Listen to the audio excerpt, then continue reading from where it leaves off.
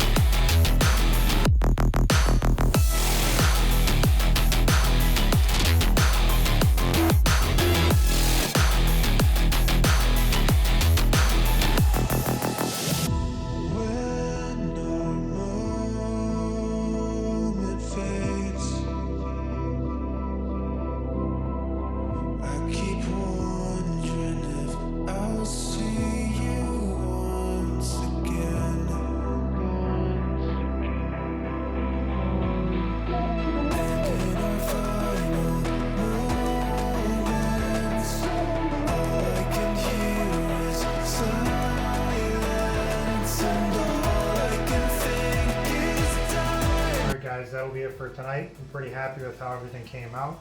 Thank you guys for watching, and I'll catch you guys later. Ride safe.